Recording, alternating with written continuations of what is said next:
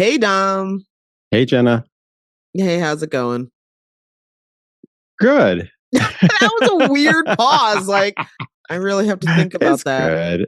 I It's guess. Well, good. it's weird because people often ask each other, like, how is it going? And then you kind of in an instant have to choose in your mind, do I tell them the truth or do I just say what's socially expected? Oh, it's good. And then you just both keep it moving.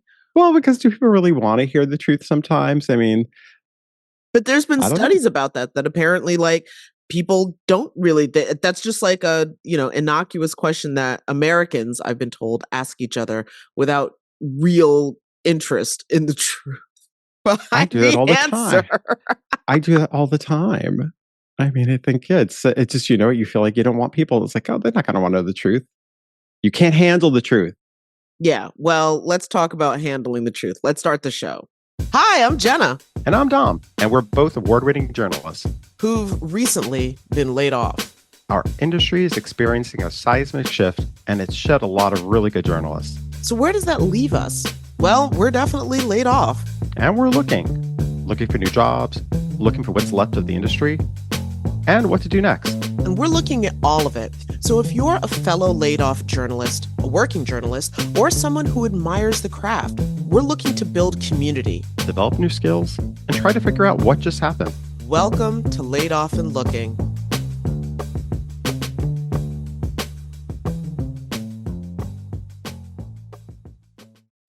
All right, so what is going on in the world today? That's kind of a vague question. There's a lot going on. A lot, too much is going on. I think this week, though, for our headlines, what's been really going on is the people are still talking about the debate that happened this week. The second debate, the first of the second debate. Okay, well, it's the first debate between these two. It's the second debate for former President Donald Trump. It's the first debate between former President Donald Trump and Vice President Kamala Harris, but the second presidential debate, because before, the timeline, Dom, I don't know, like, did someone like eat a magic cookie or do something in another dimension? Because this is so weird.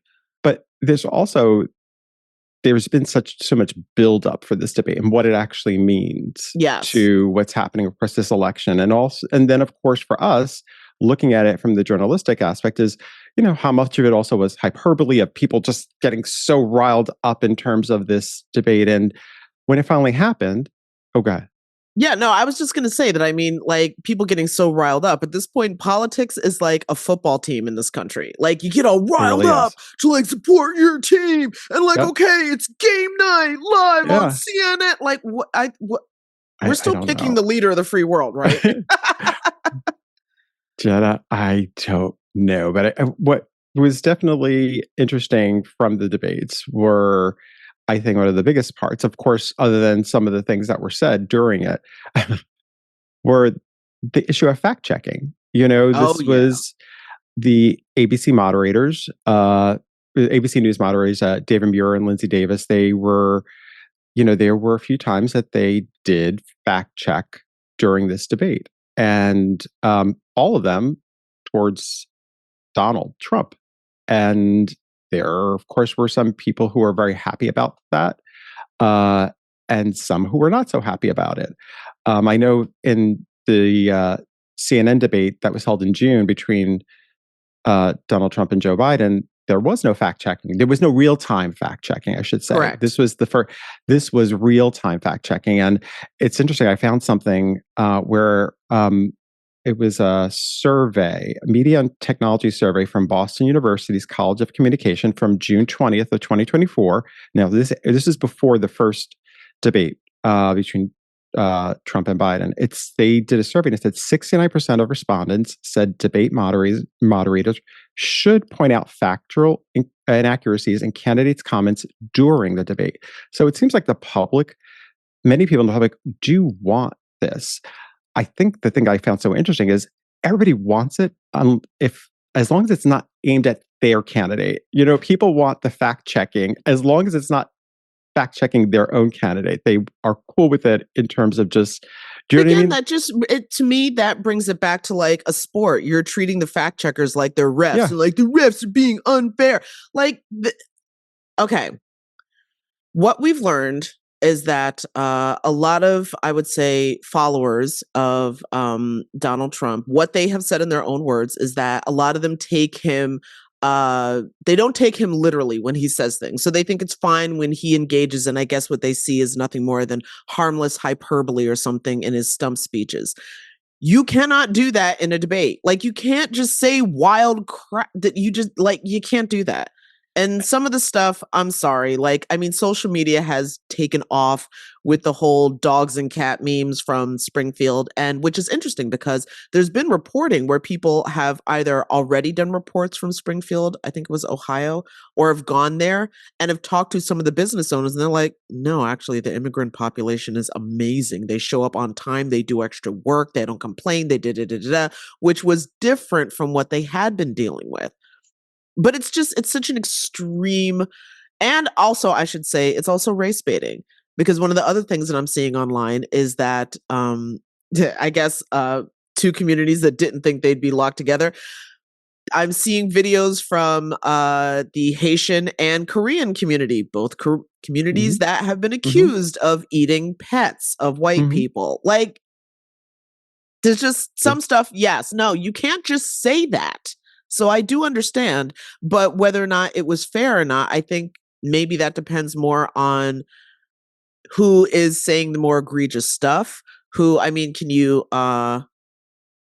detail every single thing that was happening in real? Because some people, most politicians, their inaccuracies are much more subtle. Like, it requires getting into the weeds and like really looking at the details and like, depending on what the meaning of the word is that kind of stuff. I think it's, a lot of, for me, the way I took it was trying to call out, facts that were so egregious that they were not, you know what I mean? Like, you had to say something or else it, look, and I think that's what the impression I got. But so now I did look around. There was a divide in terms of how the media covered it, depending on your outlet, and meaning like some of the more conservative outlets did not review this past debate that well. The National Review said fair debate moderators. This is a headline. Fair debate moderators would have fact checked Harris on these misleading claims, and they ended up listing claims that they said that, hey, it wasn't just Donald Trump who was, stating misfacts, but it was also Kamala Harris. And it's like, okay, I mean, that was their thing. They point out, but it kind of can get in the weeds sometimes, depending on, like, now you're talking about certain policy issues. But anyway, and then, well, yeah, that's what I'm saying, is that traditionally politicians, and it seems like what was more of her thing was she was more of a traditional politician, A, and B, she just kept teeing up bait for him to take, which he seemed to take every single time, and that was the debate. Now, Slate magazine, their Justin Peters wrote a piece, and it said Tuesday night's debate was the best. Well, within his article, he wrote Tuesday night's debate was the best moderated presidential debate of the Trump era, because I think that's the thing too. People notice that ever since he's been in politics, he's been so divisive in terms of how journalists have handled him in these situations. I remember very early on, during not his campaign, but definitely during his presidency, there was a whole debate within media as to what do we or do we not call something a lie. That was a huge debate. Passionate people on both sides. And again, I forgot the author right now, but he is an editor for Variety, who wrote a book about Donald Trump being on The Apprentice. And I remember he had somewhere I heard an interview with him, and he mentioned how journalists don't really know how to handle Donald Trump in debates. Like, he isn't a traditional politician, unlike Kamala Harris. And there's different ways of handling him in terms of how you deal with interviews, or so, that's just the truth. So, but anyway, that was one part of it. But the other part that I thought was interesting was Taylor Swift. Now, last week when we did our the power of the pop endorsement culture, everyone was waiting for. one way or the other. Some people try to force the issue. Exactly. I mean, but you remember last week we were talking in terms of the power of pop culture and news and politics. Mm-hmm. And here we have again, the endorsement of Taylor Swift is huge. And it was announced right after. I remember they were on MSNBC, they were reading the endorsement. It was Rachel Maddow was reading it. And I was just like, wow, this is like, she had Tim Walz there, and she was like reading it to him, and it was like, that's how big this is, that people want to get the live reaction to this. I thought it was interesting that Taylor, in her piece, she wrote that recently I was made aware that AI of me falsely endorsing Donald Trump's presidential run was posted to his site. It really conjured up my fears around AI and the dangers of spreading misinformation. And I think that's a really important, again, that's an important thing for people to really understand too. This, eh, that's misinformation in this day and age, and how it's being used by whether it's whether it's a politician or whether it's a personality, and even how it's reported and dealt with in the news. Yeah, is really important because it can change. It can change a lot of things, a lot more than, I think in this case, it could change an election. And also I thought was interesting was the fact of, so now a sidebar, like I think Taylor also went off to tell people like, this is how she came up with vote. She endorsed Kamala Harris because she came up with this, but now she's, people have to make their own decisions. And as of 2 p.m. Wednesday, over 337,000 people from Taylor Swift's URL link to vote.gov visited. Yeah. Well, I mean, that's happened before when she's made her endorsement, is that a lot of people will go and register. I'm assuming that we're talking about new, younger voters, perhaps. But then again, I'm not a Swiftie, so I don't really get into the weeds on that demographic. Like, I accept she's not talking to me, and that's okay. Well, I'm not her demographic. You know what, though? I don't know. I think she's, I think there are even older people who haven't registered to vote. And I think that sometimes you just need that individual to sort of help you see maybe what is important. You decide for yourself who you want to vote for, but at the same point, maybe it inspires somebody to be like, I need to care more. Maybe I didn't think about this enough, no matter what age. But you're right, mostly younger voters. But I'm assuming, but again, I'm not a Swiftie. I hear about the power of the Swiftie world, but I'm not in the Swiftie world, and I acknowledge. Well, yes. Well, with that, I think we should talk more about the importance of journalism, and let's go to our interview. The term real journalism is starting to show up more and more as social media has democratized who gets to share what with the world. Some see this development as a positive change, but others see it as a danger. To better understand the foundational principles of the journalism profession, Laid Off and Looking is starting our very first periodic called Back to Basics. And through it, we'll be discussing the nuts and bolts of journalism. And we're starting with one of the biggest points of contention: ethics. So Dom and I are turning to Carla Murphy. Carla's a professor of journalism at Rutgers University and a 15-year veteran covering issues of social justice and local communities. Carla, welcome to the show. Hi, thank you so much for having me. Oh, thank you for joining us. So I'm just going to jump right in because there seems to be debate over right and wrong here. So what are journalism ethics?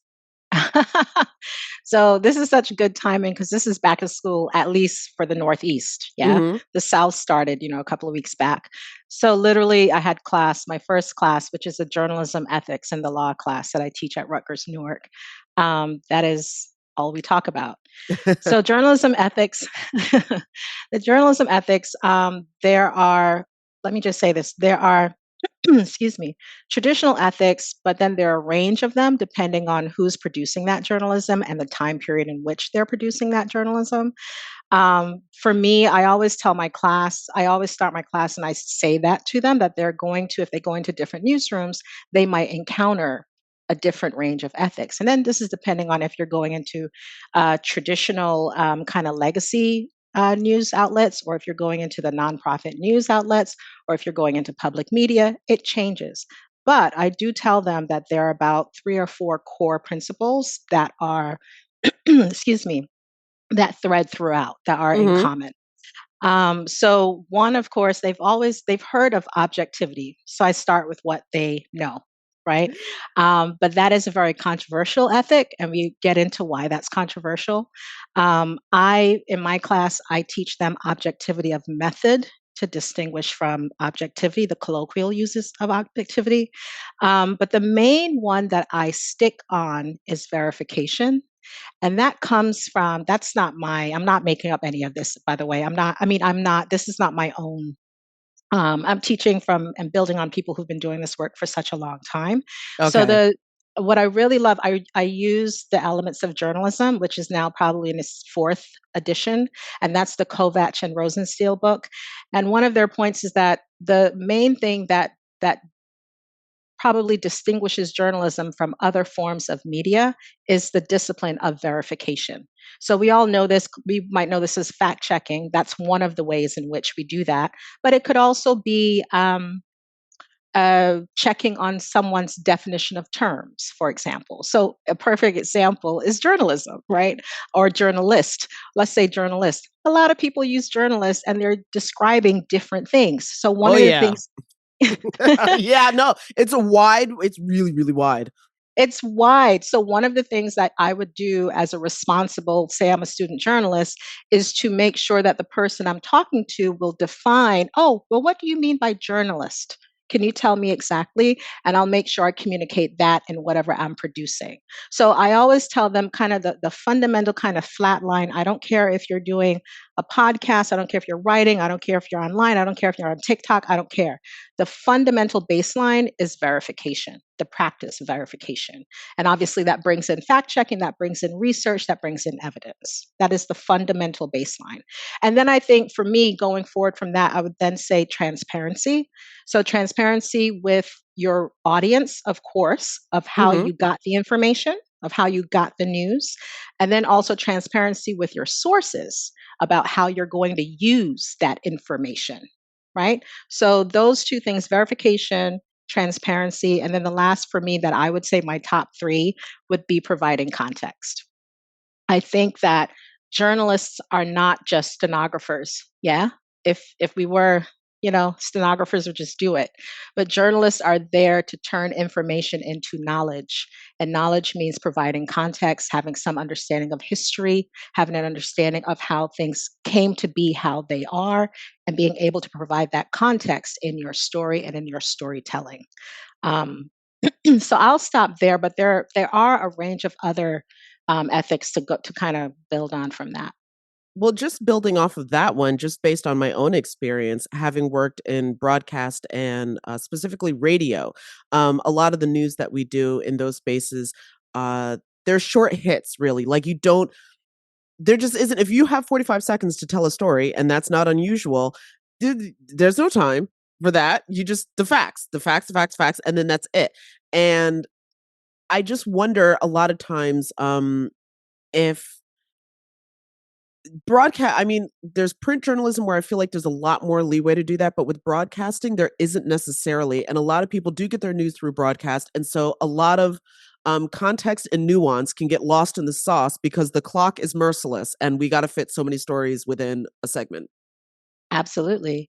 So the other thing I also try to teach in my class is that I started yesterday's class by saying I always start with a number of news pages up on the monitor. There's a big on-screen monitor in my class. There's about 14 students in the class, and they're all looking at the monitor, and I'm operating the laptop. And I usually have about 5 or 6 tabs of different news sites open. And it could range, and again, this is subjective. This is what I do, right? Another journalist might look at something else, but generally, we get up in the morning and we're all checking these 6 different spaces or tabs or 20, whatever that number is, but we're looking at not just one source, not just one medium. We're looking at across all of them because I think we all are aware of the limitations of each format, right? So there's a particular kind of, broadcast, you are time bound. And you're also bound, if you're television, you're bound by action. You need movement. You need to show people, show things happening, show things in action. So your storytelling is going to be bound within that. Okay, you watch it there. And then you might say this, take the same subject and go see, well, what is the Times or the Washington Post doing? That's a different format. They have a lot more room to get into context because they're using text.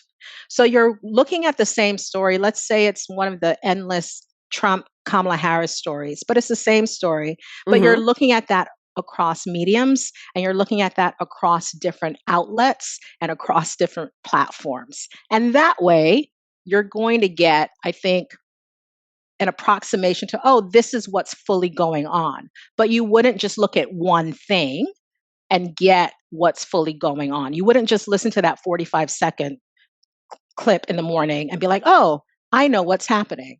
That's a start, but it's not the end. I was going to say wouldn't or shouldn't. That's a very good distinction. You shouldn't. Okay. You shouldn't. Just want to be clear. Listen, I think, look, if you're in 2024 and you're getting your news from one source, dude, that's not how this works. I mean, if you're trying to be informed, actually, that's not in a world. We are post democratization of media. We are post Walter Cronkite with the microphone. We're post that guy. We are literally, everybody has a microphone. I'm not telling you to listen to every single microphone. You can't possibly do that. The human brain would literally shut down. Mine certainly does. I'm not, okay? And I am an avid news consumer. But you pick your 4, your 5, or 6 that you trust, and you hit those in the morning or throughout the day. But it has to be multiples. It can't be just one, you know? Carla, you also brought up the issue of fact checking. And I think it's interesting because it feels like right now we live in a time where, you know, before I used to think facts were just that. They were a constant. It was the same thing. But today it seems like facts can, depending on who you're listening to, can be different for different, you know, different journalists can say, well, this is my fact. These are the facts that I found. And so how do you teach journalists, future journalists, and also I think for the public to learn how we should be looking at what are facts and not opinion and not putting in your perspective in terms of what facts should be there. They are what they are. It shouldn't just change journalist to journalist or person to person. Alternative facts, which I will never get over that phrase. I choose not to say that. Yes. I choose not. Yeah. Yeah. This is really, honestly, as a teacher, now that I'm teaching journalism, and I started teaching journalism maybe about 4 or 5 years ago, it is really interesting to transition from doing the work to now needing to explain to someone, oh, this is what this is. This is very different. And that comes up a lot, Dom. And I'll just tell you how I do it simply. And again, this is for Gen Z students who really don't consume any journalism at all. Yeah. This is not for people who read the New York Times every day. I usually do it through a photograph. So I break it down. I say, look, there are 2 ways to understand facts. There is the sky is blue. You can look out the sky and look out at the sky and see whether it's blue or gray or what have you. You can check that. That's a easily verifiable fact. But there are some fact details that are not so easily and objectively and empirically verifiable in that way. So I use a picture, excuse me, I use a picture from the Civil Rights Movement. It's a picture actually of one of the very famous ones of the Little Rock Nine. And it's particularly of, and I'm losing her name, of the little girl who's walking into the school, who's surrounded by the mob of white parents who are screaming. And the National Guard is there, of course. And there is another seeming white woman who's very close to her, behind her, and screaming at this young Black girl as she's walking into school and clutching her books in front of her. And I show that photograph from different vantage points because there were a couple of reporters on site that day. So I looked for different vantage points of that photograph. And I asked the students, we're all looking at the same photograph. What do you see? And you get different things. Yeah. And I asked them to identify who is in the photograph. And I think what's always fascinating to me is that when you're looking at the photograph, you think that the person, the white woman yelling at the girl, at the Black girl, you think that's a woman. But then I actually tell them she's actually the same age as the girl. So it's not a woman. You thought you were looking at a woman, but that's a girl too. And we get into that like, well, we're both factually, we're looking at the same picture, but how is it that we're taking away different things? And I say to them, this is where verification comes in, where you're actually having to ask yourself, am I seeing the thing? Excuse me. Am I seeing the thing that I think I'm seeing? And that takes practice and training. I'm not saying that comes to people automatically, but that takes practice and training. So then I ask them as a reporter, what would you do in this situation to figure out what's going on? Instead of assuming that this person, this woman is yelling at her, how would you get to this information? And I try to draw them into more, into less opinionated questioning. I try to get them to push themselves into a more, I don't want to use the word neutral space, but a less emotional space when looking at the picture and reacting to it, and just getting what are the facts? What are the empirical things you can see? What color is the dress? How is the hair styled? What are her hands doing? I mean, it sounds very basic, but I do think it does something. It kind of grounds you into, oh, you're kind of building a story brick by brick, and it gets you to the actual story. I hope that explained it, like how I try to, but there are different, you can't tell the students, there are different kinds, there are kind of two roads of facts. There's empirically observable facts, and then there are the facts that are shaped by our perspectives and by our standpoints and where we're coming from. And that's why I use the picture to do. Now, last thing, I think that the environment in which we're having this discussion about facts is so corrupted. Um, it is just so difficult and impossible to have this conversation, I think, in a bigger venue or in an open venue. I think it works more so in smaller spaces. Think it works more so in trust networks, because the things that I'm explaining are common sense.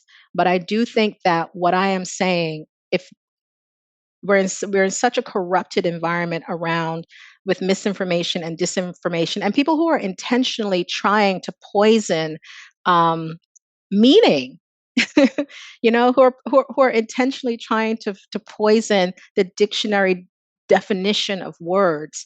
So I am also aware of the forums in which I'm even having this conversation about meaning and facts. Does that make sense? It does, and I think that's so interesting because, you know, I look a lot on social media in terms of how they report, and sometimes it's even like, listen, there'll be influencers, you'll hear stories, and they'll talk about other people, and what ends up happening sometimes is it seems like rage baiting, things like that are meant to get a reaction. And we've talked about this before with other people too, about how if something elicits that type of reaction, you should be suspicious. But I think we as human beings are so used to, it's tough sometimes because you get caught up in the dialogue, and you're seeing what's going on in the conversation, and you get caught up in, I really do believe there are people who put misinformation out there to confuse what the facts are. So therefore, now people question everything. And who does that benefit in the end? It benefits the people who have something to gain the most. And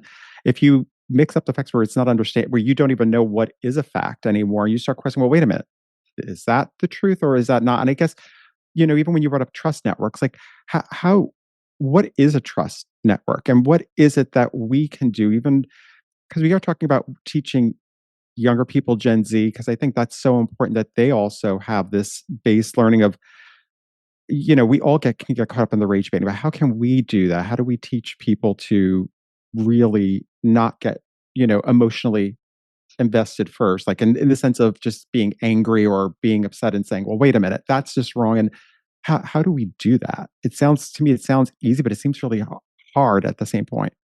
I think that's such a great question. I also think it's impossible, Dom. We're humans. We respond to emotion. That's just what we do. And I think that attempts to intervene to cut that short or to stymie that are going to fail because we're going against our human nature, right? I think that I was in a room recently where actually I think it might have been one of the guys who wrote that book, made the point that journalists, we're very good at our job, we're very good at the craft, but we actually don't know a lot about um, the science of how human beings interact with communication or there and I'm not an expert. I'm not a journal. I am a journalist. That's what I'm an expert in, but it is true. There are fields of people who study communication and how human beings actually generally respond to those things. I think we would be better off actually as a field if we had a better understanding at how our craft in this technological environment, post internet, of course, how our craft triggered people. Like, I am not sure that we're very clear on what those trigger points are within our work. I think also this question of emotion, it's also funny. And I know I'm jumping around because this is not, I don't have an answer to this because it's an excellent question because it really is a live debate. I had a student yesterday who said, I don't want to be a journalist. And I said, I don't blame you. And we ended the class. But she had a very lucid explanation for why. She said, and she drew on emotion.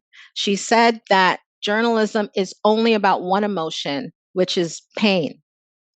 It is always showing what's bad in the world. So it is only triggering to her one very particular emotion all the time, over and over and over and over. Now, she said that she's in the class because she wants to learn the techniques. She wants to learn verification. She wants to learn all of that. But in the work that she does, she wants to prime the range of human emotions, including the range of good ones too. Well, I mean, in all fairness, we did talk to an organization. Oh God, my brain is completely solutions journalism. There we go. Oh, yeah. And that was one of the things that they really focused on, that they were finding people responded positively to.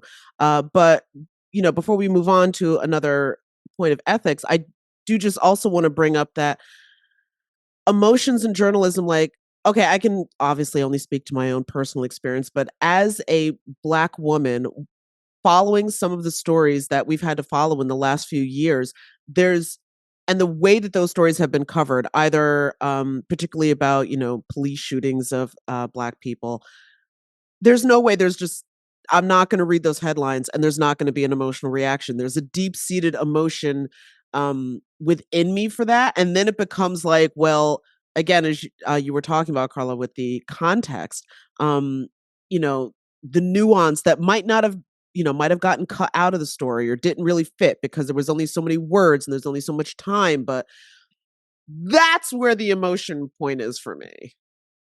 Yeah, and it is for certainly I am 110% with you.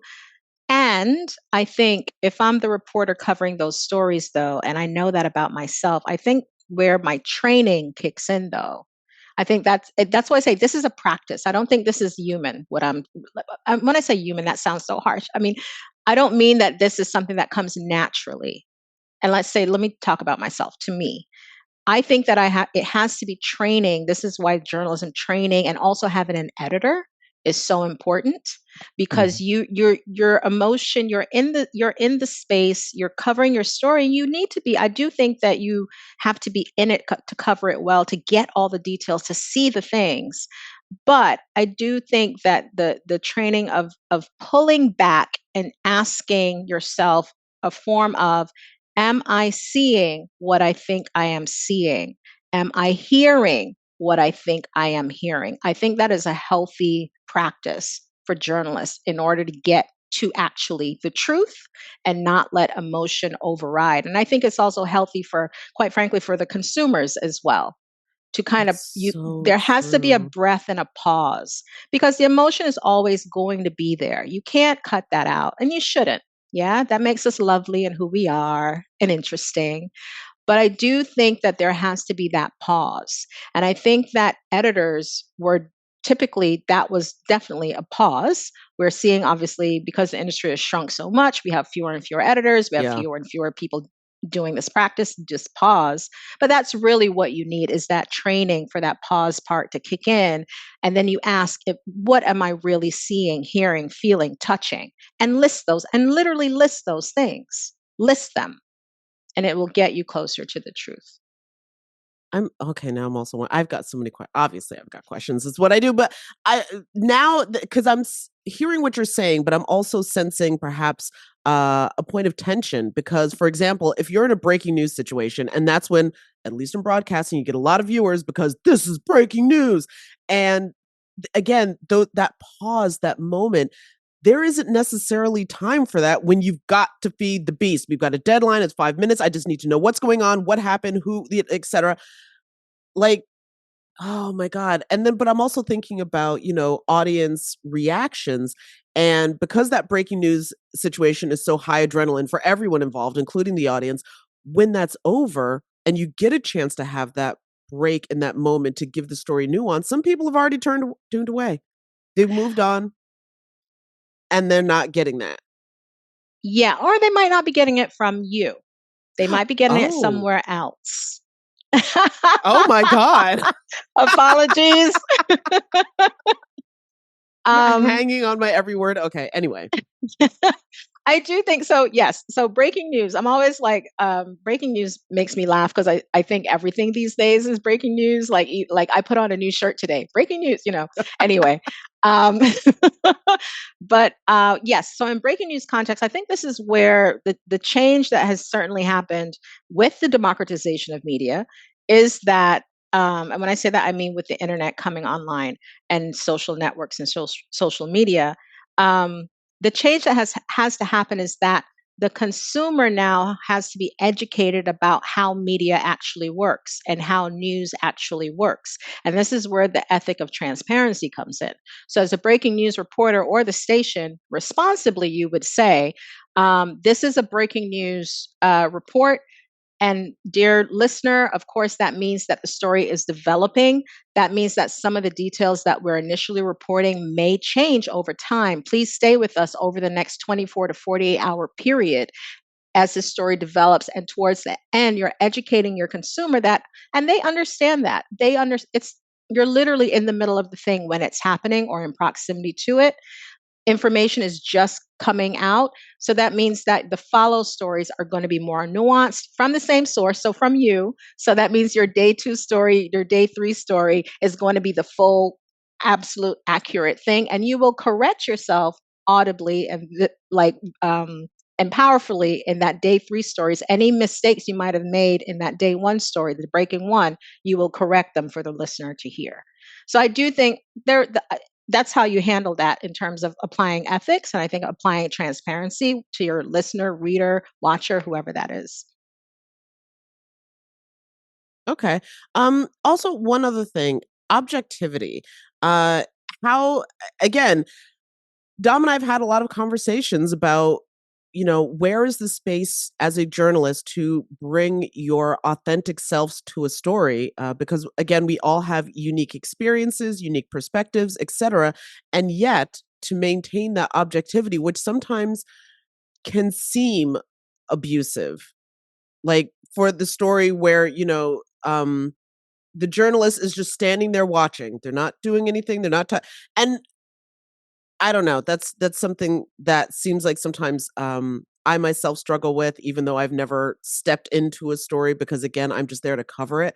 But where is, I guess, that line, and how does that work as an ethic?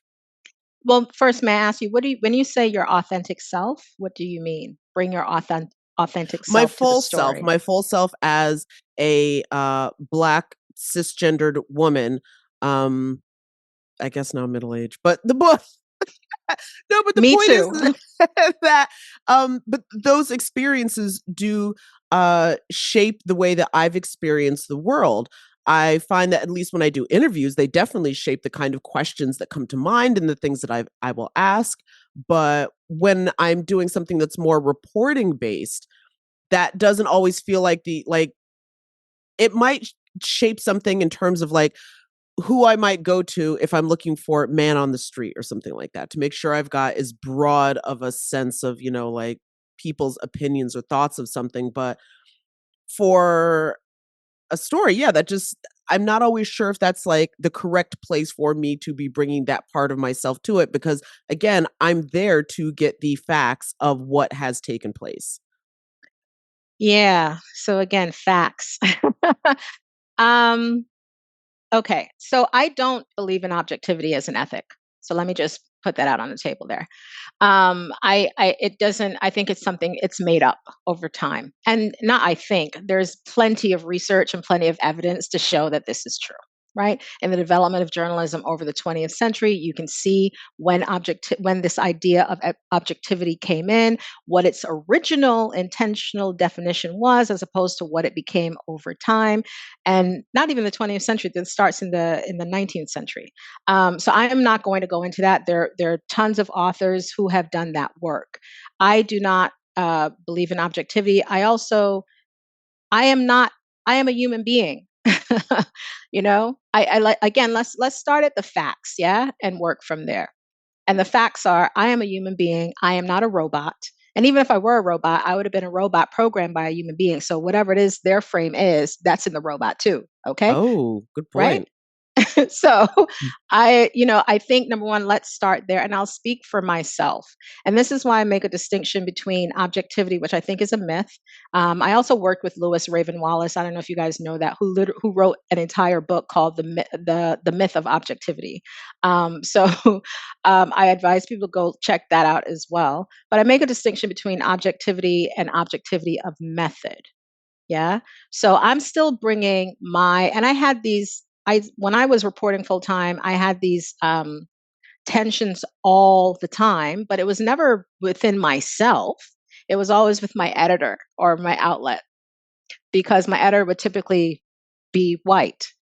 Yes, well, I've had an experience where, like, next time don't say that, and so now in my head it's spinning around. We're like, okay, don't say anything. Right, and that's not objectivity. That is a battle of perspective and power. So. And let me add a bit more. It's not just that the editor is white.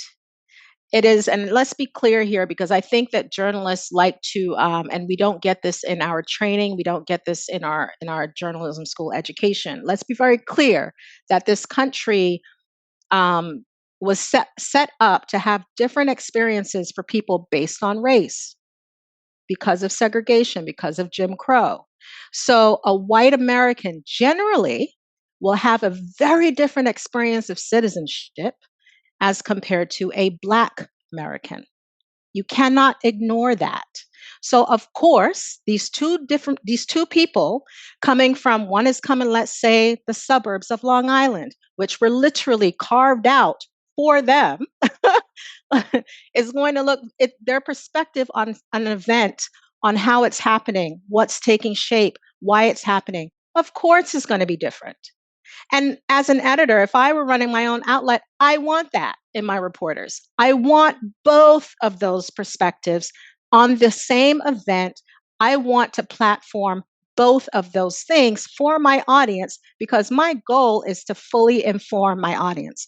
My goal is not to inform my audience with only one perspective or one experience of citizenship in this country.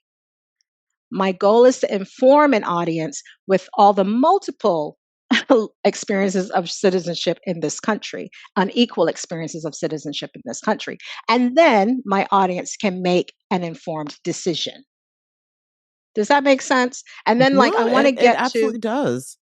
And I want to get to the part about objectivity of method. So you mentioned man on the street. So, and I say this to my class, and this is really good training. And I remember this is in the first, actually in J school, which I always love man on the streets, because I am the person who talks to everybody anyway. I am the one who's like, hey, so I say to them when they're going out, and I'm saying, hey, go out, do this man on the street. When they come back, who did you talk to? List who you talk to. Oh, these look like all women names. Why did you only speak to women? If I'm speaking to a girl, a young woman, why did you only speak to women, or a male? Why did you only speak to men? Right? And this can work if you're not cisgender, if you're also trans. It can work either way. Are you only choosing people who you think are like you? Again, this is the training of it. It's checking yourself. And we're all going to gravitate initially, not all of us, many of us gravitate initially to the sources or the people who look like us, who sound like us, where we don't have to do a lot of explanation. But as a reporter, I think the training kicks in and asks you to say, oh no, this is me subjectively operating in this story. If I were to apply objectivity as method to this story, maybe I might, and the story is about, let's say the story is, I'm trying to think of something that just happened. Oh gosh, I don't want to think. There was a horrible story of a rape in France, and I don't want to bring that in, but it's so horrible. It was in my mind, but let's say that's what it is. And I'm getting opinion from man in the street. Am I only going to go talk to 10 men? Am I only going to go talk to 10 women? Or do I talk to 5 women, 5 men? Right? That is a more objective approach to that story. Or this happened to a woman who it seemed who was older in years. Do I talk to young women only who are 19? Or do I talk to women who are middle aged and up, who are in their 50s and 60s, who are closer in age to the woman who this happened to? Those are the kinds of questions I think that show objectivity of method, right? You're trying to approximate whatever that story is, you're trying to approximate either who the story is about, getting as close as possible to those situations, or you're trying to show a range of opinion or a range of perspectives on that thing. But it's always about, I think that the main thing here is the self-checking, right? Which is, again, verification. You're not just verifying like other people, you're also verifying within yourself. And I think that's the training, and that's the practice, the ethical practice, actually. But it requires practice. That's the important part. And it requires practice. And Carl, does it also require, like, with everything you've also mentioned too, in terms of like editors? I think like what Jenna and I do, we bring different parts of ourselves when we're doing interviews, when we're talking about questions we want to ask, because each of us sometimes think of things a little differently sometimes. And you bring and I mean, I think it's natural in everything in life. You know what I mean? You get a group of people together and you could think of a question that you would never have asked because maybe it came to you. And sometimes you all do, after a certain amount of time, you do start to see things, your mind works differently. So I think the importance of community seems like having, I guess my thing is this, like when you have a lot of new people who are starting out and going on things like social media and they're alone and they're doing these things by themselves. What could people who are doing this, who maybe say like, you know what, I don't want to go work for legacy media, I want to do it on my own. What is there something that could be done where people can check themselves and not if, and again, outside of just being alone, having somebody that they can ask questions of, or maybe there's some of the resources that they could be doing to challenge themselves. Or maybe what are ways to kind of just, like you said, check oneself and sort of like, wait, because sometimes there's a lot of that unknown bias that we bring into these situations where you're not even realizing you're seeing things a certain way. You're not asking those other questions. You might think you are. You think you're doing a great job, but maybe it's like, oh, I didn't notice I was asking only people of a certain age. I was only asking men those questions. I was not being diverse in the people I was asking those questions. What can be done for people, again, who are maybe more, they're independent journalists on their own, and how they can sort of do that, checking themselves? Yeah. So even look, there's such a thing as, this audits within newsrooms, right? To check whether your sources are diverse. And the reason they do that, literally you collect it on an Excel sheet. Literally you do that because as you're doing your work, you don't realize your biases, these implicit biases that we have. We don't realize that we have them, right? So you actually have to document them scientifically in a scientific way and check them. And that happens in community. That happens with other people. It doesn't happen alone. I think for the person who is doing that, I guess two things. One, I hope they're working in community. And I hope, because I don't see that, I don't see these kinds of this kind of self-checking. And I don't see that happening only if you work alone and with yourself. I think this stuff happens, this practice happens in community, in conversation, with your colleagues. It's collegial. It's you and it happens not just with your editor, it happens with your peer group. I have a peer group of other reporters or other editors, and we're talking about this stuff constantly. And all of that is a form of self-checking. All of that is a form of verification and the practice. There was one other point I was going to make about the checking alone, and it just went out of my head. But yeah, let's leave it there. But I don't think, I hope that they get into community with other people where those things can happen. But I don't think it'll happen by yourself. Here we are, my second point. The other way, listen, I'm middle age. It's happening. It's happening. Listen, it's just so. So the other thing, and let me just speak for myself, and differences I've noticed. Look, there are different reasons. Let's talk about journalists. There are different reasons that people become journalists. Yeah. Some people become journalists because they want to be famous. Some people become journalists because they just want to see their byline. It's not necessarily because they're interested in public service. I became a journalist because I wanted to serve my community. I genuinely believe in civics and public service. That is my mission. It has been since I started in 2005 officially, and it still is my mission today. And that mission helps to orient me, and that is my compass. Right? So when the emotions are rearing and I need that practice to kind of kick in, that mission is what sets me and grounds me. Now, if your mission, and I think this will go for influencers as well and other people who work alone, if some of them are honest with themselves, their reason for doing the work they do, and some of them are entertaining and wonderful and excellent, but their reasons for doing the work they do might not be public service. It might be entertainment. It might be to make people laugh.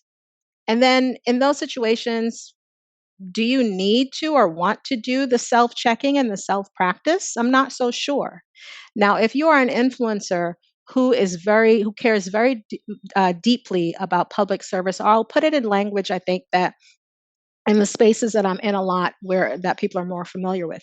If you're an influencer and you care very deeply about Black community or Latino community or Asian American community or South Asian community, right? But a geographic space of people, you can see them, you've been there, you know what it is, whether that's Harlem or part of Ohio, it doesn't matter. If you're an influencer and you care about this community of people and you care that they are informed above all, yeah, I think that kind of orientation will help you to search for the self-checking. It will help you to search for the community of people, of practitioners, of other influencers who will also check you. Because the prime thing that you care about is that this group of people, this community of people that you care about, you care that they are informed and they make good decisions. And does that make sense? And that will help to guide your ethical practice. But a lot of people are doing this work, are doing work, and whether they're journalists or whether they're influencers, and public service is not their North Star. So that's the first question, I think, to get to that. Well, for the ethics that we've covered so far, because our conversation has kind of meandered a little bit, but I got sources, I got facts. We covered that objectivity is not a thing. That's a made up everything is made up, but you know what I mean, a made up concept. So what are the other things though that you try to hammer home, at least in general, to your students? Beyond the three. So I mentioned verification. We talked about objectivity of method, transparency, context. Other ethics might be, I hammer home those. I'll be frank. Those are the ones that I really hammer home. Okay, no, that's fine. Those are the ones that I really hammer home. And then there are others. I mean, for example, diversity might be an ethic. Right? Oh, not everybody's clearing that bar. Equity might be an ethic. Yeah, a lot of people aren't clearing that bar. Do no harm may be an ethic. And that is supposed to be an older journalism ethic, but I do think that goes out the window quite a lot but do no harm might also be an ethic. So there's a difference between if you're interviewing, let's say, obviously we have massive homeless crises all around the country, unhoused crises all around the country. There's a massive difference between when you're doing these men on the streets and you're interviewing a guy in like a $5,000 suit versus the homeless guy who's sitting out there like with his cup. Yeah. So there are different ways to approach these two human beings, right? They're both human beings, but there are different ways you're going to handle their information. You're going to communicate your handling of their information, using their name, all of those things. So those are a couple of the ethics that have also come up. So let's see, that's equity, diversity, do no harm. I'm trying to think of some of the other. I used to have Outlier Media in Detroit had this really great list of ethics that they use that I actually printed up because I loved it so much, but it's at school. It's in my classroom at school. And I'm talking to you from home, so I don't have it with me to show you. But again, each newsroom will create their own standard of ethics, right? Depending on the population they serve. So MLK 50 in Memphis, Tennessee, a lot of their news is very much for working class Black Memphis. And a lot of their ethic kind of comes out of that, which I think is so exciting. I actually wish we had more, just a wider range of outlets. I just wish we had more. And I hope that we're able to reverse this decline soon. Same here. Very true. And so, Carl, the last question we ask all our guests is, how did you become involved? How did you become a journalist? What led you to the path of journalism? Yeah. Life is a weird thing, isn't it? Because I also now I'm a media organizer, and I never thought I'd become an organizer. So it really comes out of, and I told my students this yesterday because I like to tell them, you tell them obviously the professional bio, but the part that really means the most to me is the personal part. And there are two seminal experiences in my life. One, I'm an immigrant. People never know that because I code switch. So I psych people out all the time, not on purpose. But I came to this country when I was 9 years old with my mom, single mom. And then about 2.5 years after that, I started attending a very famous school on the Upper East Side of Manhattan called the Dalton School. And that experience, so those two experiences basically changed the entire trajectory of my life. And especially going to Dalton. So I started there when I was 12. And I would take the train, if you can imagine, from Queens to Manhattan, like Queens near Long Island, not like, not Western Queens, Eastern Queens. I took the train an hour and a half to get to the Upper East Side every morning and every evening to get home. And I did that by myself. My mom comes and she's like, "Hey, baby girl, this is how you do it. There you go. Go do you." Right? This was 1989. I think now we've had a discussion where she's like, "Oh my God, I did that to you in 1989." Because that's a lot. That's a lot in 1989. But I told the students there's a pain and a privilege of that experience. The painfulness of the experience of being the different person, right? Because I was part of an experiment. I was part of an integration experiment, a diversity experiment. In the early 80s, a lot of this stuff, diversity, all of that stuff was really kind of starting to take off. And my group, I was one of the first kind of large cohorts of students of color to integrate private schools in the Northeast, right? So I was an experiment, and that's a painful experience. But the privilege of it is that I got to compare in real time these two very different worlds, and actually multiple worlds, on that hour and a half long trip home and to school. I passed through so much from the beginning to the end. You get to see how people are treated because of their zip code, and then who gets to live in the zip code because of their color. And you compare that to where you're coming from in your origin zip code, and who lives in your zip code, and how they sound and their accents. And I think that experience, certainly for me, was really foundational, the comparison. And I think I made a decision And at the same time, mass incarceration was happening at the same time. So my friends were being pulled into jail and all these kinds of things. So I'm really seeing in real time. And I said to myself, I always liked writing, all those things as we all do. You know, we grow up kind of storytelling.